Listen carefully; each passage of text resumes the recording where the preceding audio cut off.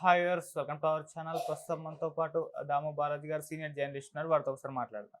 Sir నమస్కారం sir. నమస్తే. Sir, Tirupati లడ్డూలో ఆ నెయ్యి కల్తీ కాలేదు అని చెప్పేసి కేంద్ర సంస్థ ఒకటి మద్రాస్ కోర్టులో రిపోర్ట్ ఇచ్చింది సార్. సో మద్రాస్ కోర్టులో రిపోర్ట్ ఇవ్వడం అయితే ఇప్పుడు దానివల్ల ఈ సిట్ అనేది సుప్రీంకోర్టు వేసింది కదా, ఆగిపోయే ఛాన్సెస్ ఏమన్నా ఉందా? ఈ విచారణ ఇంకా కంటిన్యూ అవుతుందా, లేకుంటే కేంద్ర సంస్థ ఇచ్చిన రిపోర్ట్ని బేస్ చేసుకొని దీన్ని ఆపేసే అవకాశం ఏమన్నా ఉందా? అసలు మద్రాస్ కోర్టు ఆ కేసు ఏంటి, దాంట్లో ఎందుకు రిపోర్ట్ ఇచ్చింది సార్? తిరుమల తిరుపతి లడ్డు సంబంధించి మరొక కొత్త ట్విస్ట్ ఇప్పుడు బయటకు వచ్చింది. అదేంటంటే అసలు నెయ్యిలో కల్తీ కాలేదు, నెయ్యి కల్తీనే కాలేదు అని ఇంకొక కేంద్ర సంస్థ, దాని పేరు చెన్నై కింగ్స్ ల్యాబ్.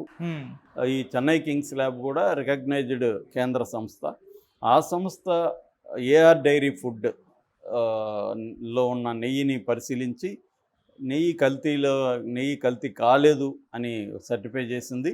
ఇప్పుడు ఆ విషయం మీద మద్రాస్ హైకోర్టులో ఇది విచారణ జరిగింది. సో దీనివల్ల ఇప్పుడు ఒక సంస్థ ఏమో అది కేంద్ర రికగ్నైజ్డ్ సంస్థ కాదని కూడా అంటున్నారు. ఏది ఎన్డీడీబీకి సంబంధించిన కాఫ్ అనే దానికి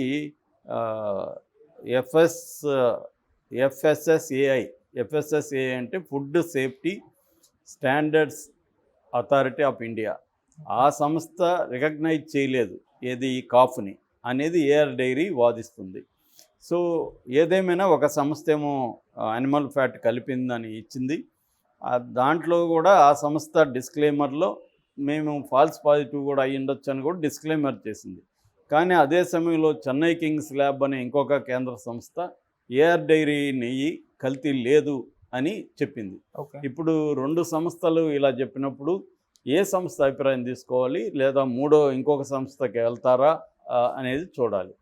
సో ఇది కోర్టు, ఇప్పుడు సుప్రీంకోర్టు ఏమో ఆల్రెడీ సిట్ వేసింది. అందులో కేంద్ర ప్రభుత్వం సిబిఐకి సంబంధించిన ఇద్దరు ఉంటారు, ఒక ఎఫ్ఎస్ఎస్ఏఐకి సంబంధించిన ఒక ఎక్స్పర్ట్ ఉంటారు, ఇక్కడ ఆంధ్రప్రదేశ్కి సంబంధించిన పోలీస్ డిపార్ట్మెంట్ నుంచి ఇద్దరు ఉంటారు. మొత్తం 5 మంది ఉంటారు. ఈ 5 మంది కూడా సిబిఐ డైరెక్టర్ ఆధ్వర్యంలో పనిచేస్తారు. అయితే ఇప్పుడు కొత్తగా ఇది ఆల్రెడీ సుప్రీంకోర్టు నియమించిన తర్వాత ఇంకా వాళ్ళ 5 మంది ఎవరు అదంతా కూడా కాన్స్టిట్యూట్ కాలేదు, అయ్యే ప్రాసెస్లో ఉంది. అయితే ఈ లోపల ఈ పరిణామం చోటు చేసుకుంది. ఇది ఎలా చోటు చేసుకునిందంటే, ఈ ఏఆర్ డైరీ ఫుడ్ ఏదైతే ఆ కంపెనీ పేరు ఏఆర్ డైరీ ఫుడ్ అనమాట, ఫుడ్ ప్రైవేట్ లిమిటెడ్. ఈ కంపెనీ 98 నుంచి పనిచేస్తుంది. వాళ్ళు ఏం చెప్తున్నారంటే 98 నుంచి మేము సప్లై చేస్తున్నాం వివిధ రకాల సంస్థలకి, ఎప్పుడు కూడా మాకు ఇప్పటి వరకు ఒక రిమార్క్ రాలేదు, మా మీద ఒక కేసు లేదు. ఫస్ట్ టైం ఇది. మేము జూలై 4వ తేదీ మేము జూన్ 4 తిరుపతికి నెయ్యికి సప్లై చేసాం. అప్పుడు 4 సార్లు చేసాం. మళ్ళీ జూలైలో చేస్తే దాన్ని రిజెక్ట్ చేశారు. రిజెక్ట్ ఎందుకు చేశారో వాళ్ళు కారణాలు చెప్పలేదు. కారణాలు చెప్పకుండా సడన్గా చంద్రబాబు మీడియాతో మాట్లాడడం, దాని తర్వాత వాళ్ళు ఆ రిపోర్ట్ అని బయటికి తీసుకురావడం జరిగింది సెప్టెంబర్లో. మాకు కారణం చెప్పలేదు. అయితే ఇప్పుడు ఏం చేసింది, సెప్టెంబర్ 20వ తేదీ ఈ ఎఫ్ఎస్ఎస్ఏఐ అయితే అవుతాం, food safety standards authority of India, show cause నోటీసులు ఇచ్చింది ఏఆర్ డైరీకి. ఏమని ఇచ్చింది, మీ లైసెన్స్ ఎందుకు రద్దు చేయకూడదు, మిమ్మల్ని ఎందుకు బ్లాక్ లిస్ట్లో పెట్టకూడదు చెప్పండి అని షోకాజ్ నోటీసులు ఇచ్చింది. ఈ షోకాజ్ నోటీసుల మీద ఈ ఏఆర్ డైరీ వాళ్ళు మద్రాస్ హైకోర్టులో ఛాలెంజ్ చేశారు. మద్రాస్ హైకోర్టు అంటే ఇక్కడ మదురైకి బెంచ్ ఉందన్నమాట, హైకోర్టు బెంచ్. అది కూడా మద్రాస్ హైకోర్టు కిందకే వస్తుంది. సో మదురై బెంచ్లో వీళ్ళు ఛాలెంజ్ చేశారు. వీళ్ళ ఛాలెంజ్ చేసిన పిటిషన్ను జస్టిస్ సతీష్ కుమార్ ఆయన విచారించారు. ఈ ఛాలెంజ్ చేసింది వచ్చి కన్నన్ అని ఏఆర్ డైరీ ఫుడ్కి సంబంధించిన చీఫ్ కంట్రోలర్ అనమాట. ఆయన కోర్టులో పిటిషన్ వేశాడు. జస్టిస్ సతీష్ కుమార్ విచారించి ఆయన చెప్పింది, ఆ విచారణలో మనకు బయటకు వచ్చిన విషయాలు ఏంటంటే, ఈ ఎఫ్ఎస్ఎస్ఏఐ ఏదైతే ఉందో వాళ్ళు షోకాజ్ నోటీసులు ఇచ్చారు కదా, దాంట్లో కారణాలే పేర్కొనలే. వీళ్ళని బ్లాక్ లిస్ట్ పెడతాము, మిమ్మల్ని మీ మీద చర్యలు ఎందుకు తీసుకోకూడదు అని అడిగారు. కానీ అందులో ఏ కారణం, వీళ్ళు ఏం తప్పు చేశారనేది దాంట్లో లేదు. ఇదొక విచిత్రం. ఎందుకంటే అప్పటికే ఈ కాఫ్ రిపోర్ట్ అనేది వచ్చేసింది కదా, యానిమల్ ఫ్యాట్ ఉందని కాఫ్ రిపోర్ట్ చెప్పింది. మరి ఆ రిపోర్ట్ని వీళ్ళు జాయింట్ చేసి ఫలాని కాఫ్ రిపోర్ట్ చెప్పింది కాబట్టి మేమే చర్యలు తీసుకుంటాము అని కదా అనాలి. అదేమీ లేకుండా కారణాలు చెప్పకుండా మిమ్మల్ని చర్య తీసుకోమంటే హైకోర్టు అదే అడిగింది. అరే బాబు, మీరు నోటీసులు ఇచ్చారు సరే, కారణాలే చెప్పలేదు, దాంట్లో ప్రాపర్గా లేదు మీ నోటీసు, కాబట్టి మళ్ళీ నోటీస్ ఇవ్వండి, కారణాలు చెప్పండి, తర్వాత 14 రోజులు ప్రాపర్గా టైం ఇవ్వండి అని ఇప్పుడు మళ్ళీ బంతిని వాళ్ళ కోర్టులోకి వేసింది. ఇది FSSAIలోకి వెళ్ళింది. ఇప్పుడు వాళ్ళు ఏమి ఇస్తారో చూడాలి. ఎందుకంటే ఇప్పుడు కింగ్స్ ఈ రిపోర్టు కూడా ఉంది వీళ్ళ దగ్గర. అట్లాగే వీళ్ళు చెప్పేది కూడా ఏంటంటే 4 ఎక్స్పర్ట్లతో కూడిన తిరుమలలో ఒక కమిటీ ఉంది, వాళ్ళు మాకు సర్టిఫై చేశారు, జూన్లో కూడా చేసినప్పుడు మాకేం ఇబ్బంది రాలేదు, జూలైలో కారణం చెప్పకుండా రిజెక్ట్ చేశారు. రెండోది మాకు ISO సర్టిఫికేట్ ఉంది, FSSAI వాళ్ళది ఉంది, అన్నీ ప్రాపర్గా ఉన్నాయి, మా దీని మీద ఇప్పటివరకు ఏమీ రాలేదు అనేది వాళ్ళు చెప్పారు. ఇక్కడ ఇంకొక ప్రశ్న ఏంటంటే, మిగతా వాళ్ళవి ఎందుకు టెస్టులకు పంపలేదు? 5 మంది సప్లయర్స్ ఉంటే ఓన్లీ AR ఫుడ్స్ ఎందుకు పంపలేదు? రెండవది ఇంకొక ప్రశ్న ఏంటంటే, అసలు ఇది జగన్ ప్రభుత్వానికి దీనికి సంబంధం ఏంది? ఈ AR డైరీ ఫుడ్ అనేవాళ్ళు సప్లై స్టార్ట్ చేసిందే జూన్ 4న. జూన్ 4న జగన్ ప్రభుత్వం లేదు కదా. జగన్ ప్రభుత్వం లేనప్పుడు జగన్ ప్రభుత్వం సంబంధం ఏముంటుంది అన్నది ఇంకొక ప్రశ్న. చంద్రబాబు చెప్పింది ఏంది? జగన్ ప్రభుత్వంలో 5 ఏళ్లలో అరాచకాలు చేశారు, చివరికి నెయ్యి వదిలి పెట్టలేదని ఇది ఏం చెప్పాడు. కాబట్టి ఈ ప్రశ్నలన్నిటికీ రేపొద్దున ఈ కమిటీ ఏదైతే ఉందో, సిట్ ఏదైతే ఉందో, సిట్టు సుప్రీంకోర్టుకి సమాధానం చెప్పాలి. అందుకని చంద్రబాబుకి ఇవాళ తన 2 మనుషులే కాబట్టి తను ఏమన్నా మేనేజ్ చేస్తాడా అన్న విమర్శలు ఉన్నాయి. అట్లాగే CBI కూడా మోడీ కంట్రోల్లో ఉంటుంది కాబట్టి మోడీతో చంద్రబాబు మంచిగానే ఉన్నాడు, మోడీ చంద్రబాబు మీద డిపెండ్ అయ్యి గవర్నమెంట్ ఫామ్ చేస్తున్నాడు కాబట్టి అక్కడ కూడా ఉండొచ్చు. కానీ అదే సేమ్ టైం జగన్కి కూడా దీనివల్ల ఏమి నష్టం జరిగే అవకాశం లేదు. ఎందుకంటే దీనికి కారణం అని చెప్పడానికి కూడా ఇక్కడ ఏమి కారణాలు లేవు. ఇది సుప్రీంకోర్టు ఇన్వాల్వ్ అవుతుంది కాబట్టి రేపు పొద్దున్న సుప్రీంకోర్టుకి చెప్పాలి.